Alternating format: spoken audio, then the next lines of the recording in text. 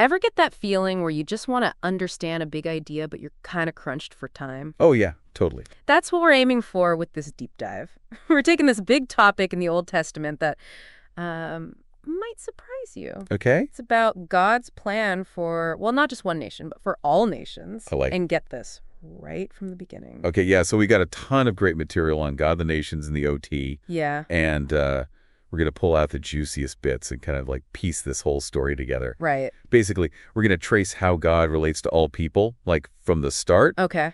And we'll hit those key turning points along the way. And this isn't just ancient history, you know. Right. This is about grasping something fundamental. It might just change how you read the whole Bible.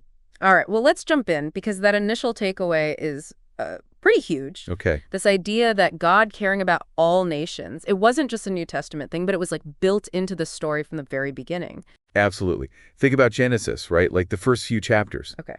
We see this harmony at creation. Yeah. Perfect relationship between God and humans and everyone getting along. Right. But then, bam, sin crashes the party in Genesis 3. And that harmony, it just shatters. Yeah. It messes up our relationship with God, how we treat each other, even how we relate to nature. And after that, well, things kind of spiral pretty fast, right? With sin spreading until we get to Noah and the whole flood thing. Definitely. But right after that first sin, we see God stepping in, trying to fix things. Right. He goes looking for Adam and Eve. Yeah. And those words, "Where are you?" in Genesis 3:9. Yeah. That just shows God's heart. Yeah. And a God who actively seeks out those who are lost. And even within those curses in Genesis 3, there's this glimmer of hope, the proto-evangelion. Okay. That's just a fancy term for that first hint of salvation. Right. It's in the curse on the serpent, this idea that evil will eventually be defeated. Right, right. And then there's that powerful image of God providing clothes made of skins Oh, yeah. in Genesis 3:21. And it's like this act of care covering our shame, but it's through the shedding of blood, and it just points to something bigger. It does, but like you said, things keep unraveling. And we get to Genesis 11, Right. the Tower of Babel.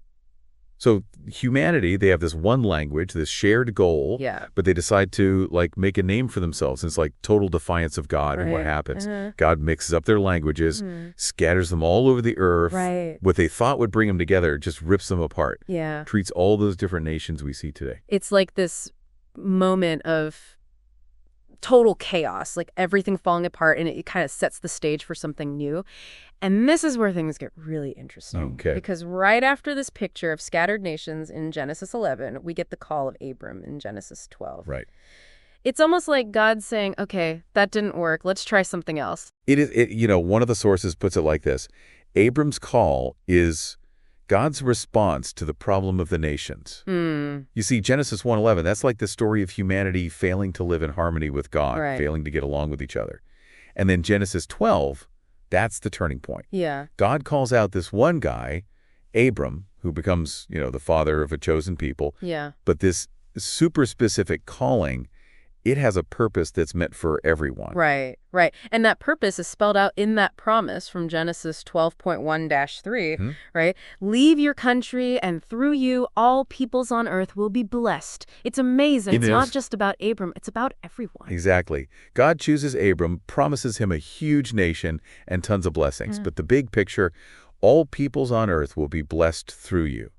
And the Hebrew word they use there, mishpacha, it can mean families, but also nations, tribes. It really emphasizes how wide-reaching God's plan is. And, that promise isn't a one-time deal. Right. It's repeated to Abraham, then Isaac and Jacob later on. Yeah. And then they start using the Hebrew term goi, which pretty much always means non-Jewish people or nations. So Abraham and his descendants, they're set up as these like channels of God's grace Yes. floating out to everyone else. Their story, it's like it's meant to have this ripple effect, Totally. The promise says that those who bless Abraham will be blessed and those who curse him, cursed. Right. It shows how central he is to God's plan. But the main point, it always comes back to this blessing for all nations that comes through him. And, The New Testament, like in Acts 3.25 and Galatians 3.13-16, it sees that promise finally coming true in Christ, Yeah. the ultimate offspring of Abraham who brings blessing to the Gentiles. So we have that initial promise, this blessing to the nations through Abraham. Then we get the Exodus and the law given at Mount Sinai. Right. And how does this all fit into God's bigger plan? It seems like we shift from focusing on one family to a whole nation now. That's a great point. This is a crucial moment. You see, God delivers Israel from Egypt, but before giving the law at Sinai, Right. he says in Exodus 19.5-6, "Out of all nations you will be my treasured possession. You will be for me a kingdom of priests and a holy nation." And notice the timing, right? Yeah. It's after their redemption, but before the covenant is made official through the law. Yeah, I see. God owns the earth, but he chooses Israel for a special purpose. Kingdom of priests. That's a powerful image. It suggests that they're meant to be mediators, right? Right. Like a bridge between God and all the other nations. Exactly. It's not just having priests within the nation. The whole nation is meant to be a priesthood for the world. That's kind of a different way of thinking about it. Absolutely. The whole nation represents God to everyone else. And it's striking that this same language, chosen people, royal priesthood, holy nation, it's used for the church in the New Testament, 1 Peter 2.9. And the context there is all about sharing God's praises, spreading the message. So back then, how was Israel supposed to fulfill this kingdom of priests role? Right. Were they supposed to, pack their bags and travel the world, spreading their beliefs? That's a good question. The general idea is that it was more of a mission of attraction than a direct command to go. Their relationship with God, their obedience to the law, their way of life, that was their witness to the nations. Okay. Deuteronomy 4.6-7, it says that when the surrounding nations saw how wise Israel was, they'd be curious about their God. It's been called community admission. So it was more about being than doing, Yeah, their life as a community living under God's rule. That was the message. exactly. It wasn't necessarily going door to door converting people, but rather just existing as a testament to God. Precisely. And, archaeologists have found stuff from ancient times that shows just how different Israel's laws were from everyone else's. Their laws were more compassionate, more fair. Right. Just by living that way, they were standing out. Yeah. But there's another side to it, too. Even when they messed up, even when God had to judge them for disobedience, Yeah. that also served as a witness, like we see in Deuteronomy 29.24-6. It's a sobering thought, right? Yeah. Even their failures could point back to God and his standards. One thing I found really interesting was how they were told to treat foreigners within their society. Oh, yeah. It seems pretty forward-thinking, especially for that time period. Definitely. The ger, the resident alien, they were important in the law.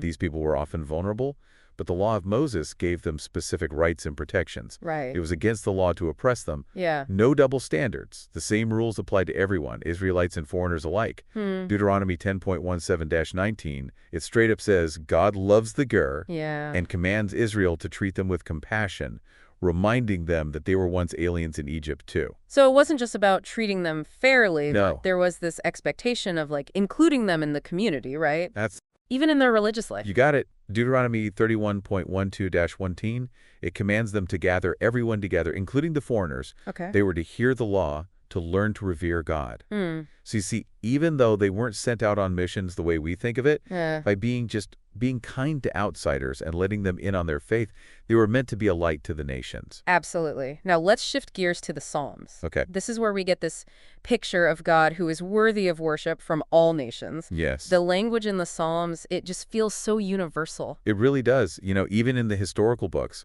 like in 1 Chronicles 16, where David brings the Ark of the Covenant to Jerusalem, and in Solomon's prayer at the dedication of the temple in 1 Kings 8, there's this understanding that people from other nations would come to worship God. Yeah. Solomon prays that when foreigners come from far away because of God's name and they pray towards the temple, Yeah. God will hear them. He wants everyone to know his name and fear him, just like Israel does. Right. And those stories of the Queen of Sheba in 1 Kings 10 and Naaman in 2 Kings 5, those are great examples, right? Yeah. Gentiles recognizing the power of Israel's God. Right. It's like a little sneak peek of what God intended for everyone. Right. And in the Psalms themselves, the language is just so expansive, so universal. Oh, absolutely. It's this constant theme, God ruling over all nations and all nations being called to declare his glory. Absolutely. Like Psalm 22.28, Psalm 47.8, Psalm 82.8. They all proclaim God's reign over all people. Psalm 19 talks about his glory reaching the ends of the earth. Yeah. And then there are all these prayers for God to show his glory everywhere in Psalms like 57, 72, and 108. Psalm 67 is just so clear about this, isn't it? Yeah. That Israel is blessed so that God's ways and salvation can be known among all nations. Exactly.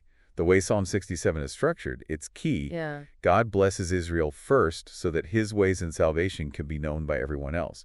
That all the nations praise God and sing because he rules fairly. It's like this beautiful picture of blessing just spreading outward. Exactly. And then you have these messianic songs like Psalm 72, which starts as a prayer for the king, but then expands. Yeah. It looks forward to the Messiah ruling over the whole world, all kings bowing down, all nations serving him. It does. It connects back to that Abrahamic blessing. It does. Psalm 72.77 says, "Let all nations call him blessed," echoing the promise to Abraham. Right, and then there are calls in other Psalms for Israel to go out and tell everyone about God's amazing deeds. Yeah, like Psalm 9, Psalm 96, Psalm 105. Right. It's like they're meant to be this megaphone shouting God's power and glory for the whole world to hear. Exactly. So the Psalms really drive home this idea of God as king over everything and everyone. Yeah. And this anticipation of every nation and joining in worship. It's not just about Israel praising God. It's this vision of a global chorus. Yeah, it's like this huge wave of praise building and building until all creation acknowledges God. And then we get to the prophets. This is where God's plan for the nations really takes center stage. It does. Especially in Isaiah. Oh, absolutely. The prophets, they take this theme and flesh it out even more. Yeah. They're looking ahead to this future time of restoration. Yeah. Isaiah especially has got a lot to say about the nations. For him, it all revolves around Zion. He sees a future where nations, even though they're facing judgment now, will come to Zion to worship God and learn from him. Like that famous image in Isaiah 2.2-4, all nations streaming to God's mountain, turning their swords into clouds. Oh, yeah. It's this powerful picture of global peace, everyone submitting to God's rule. That's it. And this idea of nations coming to Zion, it pops up all over Isaiah. Yeah. And in other prophets, too. Isaiah also talks about Israel drawing water from these wells of salvation. Right. And sharing that with the nations. That's Isaiah 12. And in chapter 11, he sees the Messiah bringing knowledge of God to the whole world. Yeah. With nations rallying to him. That part in Isaiah 19 where Egypt and Assyria are included in God's blessing along with Israel. Oh, yeah. It's mind-blowing. It is. Those were their enemies. I know. It's like God's wiping the slate clean, erasing old boundaries. It's amazing. It's like Israel's identity blends with Egypt and Assyria, fulfilling that Abrahamic promise through them. And then you have Isaiah's teachings about the servant of the Lord. Right. At first, Israel is the servant, but then their failure is highlighted, and the focus shifts to this ideal servant who brings justice and light to the Gentiles. The New Testament makes it clear this is talking about Christ. Isaiah 42 and 49 talk about the servant being a light for the Gentiles, bringing salvation to everyone. Right. And Isaiah 56, it shows foreigners joining God's people, worshiping in the temple, which becomes a house of prayer for all nations. God's plan just keeps expanding. It does. More and more people are included. And then in Isaiah 60, we get this huge vision of nations drawn to Zion's light and glory. And the climax in Isaiah 66 is just incredible. Gentiles become messengers telling everyone about God. They go to faraway lands and are even chosen to be priests and Levites. This idea of Gentiles having this kind of role, it was radical back then. Right. It really challenges any narrow view of God in the Old Testament. And then you have other prophets like Ezekiel and Jeremiah who echo that theme. Yes. God's name being known among the nations, sometimes even because of Israel's screw-ups, but ultimately through God's faithfulness. Right. Like in Ezekiel 36, where God makes his name known among the nations, even though Israel had dishonored it. He promises to give them a new heart, a new spirit that will lead to obedience and show God to the world. Right. And in Jeremiah 4, it talks about how when Israel is faithful to the covenant, when they live truthfully and justly, that in itself blesses the nations. We can't talk about God and the nations in the Old Testament without bringing up Jonah, right? No way. Jonah, the original guy who didn't want to go on a mission. Totally. It shows how different God's perspective is. It does. It's like the spotlight on God's compassion extending to a Gentile nation, one that was even an enemy of Israel. Yeah. Jonah is unique. He's the only prophet specifically told to go to a Gentile nation, Nineveh, Right. with a message of judgment. Right. But then Nineveh repents. Yeah. And God shows them compassion. It highlights God's hest, that covenant love. Right. Extending beyond Israel. And the ending is so powerful, right? Yeah. Jonah is all mopey and self-pitying, and God is worried about the people of Nineveh. Right. It makes you think, whose side are we on? Yeah. Jonah's narrow view or God's huge compassion. It's a small book, but it packs a punch. And then you have prophets like Zechariah who also talk about hope for the nations. Yes. Zechariah 8 talks about people from all languages and nations coming to seek God in Jerusalem, recognizing God's presence with his people. Zechariah also gives these powerful pictures of the Messiah bringing peace and righteousness, Right. and the Lord being king over the whole earth, Yes. with everyone worshiping him. It's a consistent message throughout the prophets, this anticipation of the whole world recognizing God. Right. And prophets like Malachi and Micah, they join in too, predicting God's name being great among the nations, and all these nations worshiping in Zion under the Messiah's rule. Exactly. So we've seen all this evidence of God caring about the nations in the Old Testament, but it brings up a question. Okay. Was Israel supposed to, actively go to the nations to Yeah. be sent out like we think of missionaries today? That's an interesting question, and there's debate about it. Some songs tell Israel to spread the word about God, which sounds like a command to go. Right. But most scholars think that Israel's mission was more about living in a way that attracted others, Okay. drawing nations to come to them and worship God in Zion. The focus in the Old Testament is always on the nations coming to Jerusalem, not Israel going out. Right. Prophets did have messages for other nations, but Jonah's the only one sent to a specific place. Yeah. And his message was mostly about judgment. Right. Isaiah 66 talks about sending people out, but that seems to be talking about a future time. Yeah. And in that vision, it's mostly Gentiles who are the messengers. Interesting. So while Israel was meant to be a light to the nations, it wasn't mainly through what we call cross-cultural mission. They had this missional role, but it was about who they were and how they lived, Right. reflecting God's plan to bless all nations. It reminds us that being God's chosen people had a purpose beyond just themselves. It did. But as we all know, they didn't always live up to that calling. No, they didn't. And some of your sources point out that Israel struggled with this. Right. They fell into idolatry, they were unjust, and that got in the way of them reflecting God's goodness to the nations. Right. Even after they returned from exile, there was this tendency to shut people out instead of being a blessing. It shows that even with God's best intentions, human failure can mess things up. Yeah, it does. Now, there's this helpful distinction between two types of mission, centripetal and centrifugal mission. Yes. Can you break that down for us? Definitely. It helps us understand the different approaches to mission in the Old and New Testaments. Okay. The Old Testament model is mostly centripetal, meaning the nations are pulled towards the center. Okay. That center being Israel, Zion, the temple where God's glory is. It's like everything's drawn to this one spot. Then the New Testament flips it. Right. It presents this centrifugal model where God's people are sent out from the center, Yeah. empowered by the Holy Spirit to be witnesses to the nations. Right. So instead of drawing people in, they're going out. But what's cool is that the Bible's ultimate vision often goes back to that centripetal movement, everything heading towards the New Jerusalem, where all nations will gather. So to wrap it all up, we've seen that God caring about all nations wasn't an afterthought. Nope. It's woven throughout the entire Old Testament story, starting with that promise to Abraham. Yes. Israel, they were called to be unique, a kingdom of priests. Their whole way of life, their worship, it was meant to draw people to God. Yeah. The songs echo that, calling for all nations to worship God, and the prophets, they give these incredible picture of a future where every nation recognizes God's rule, Yes. often centered in Zion. And even though Israel's mission wasn't mainly about being sent out the way we think of it today, Right. they had this vital role attracting people to God's glory, which was shown through them. Exactly. And it really changes how we might normally think about God in the Old Testament. Yeah. God rules over all nations. It's clear from the very beginning. Yeah. And his plan to bless them unfolds throughout the story. So for everyone listening, what does this mean for us? Well, grasping this big picture of God's plan for humanity gives us this amazing perspective on history. It does. It shows that God's plan to rescue and redeem has always been global, not limited to one group. That's right. And it makes you think, doesn't it? Yeah. If Israel's main mission in the Old Testament was to attract others to God through their lives and their worship, Right. what does that say about the power of our example today? It's worth thinking about how this might change the way we interact with the world around us. Definitely something to ponder. It is. Thanks for joining us today. My pleasure. And we'll see you next time on The Deep Dive. Looking forward to it.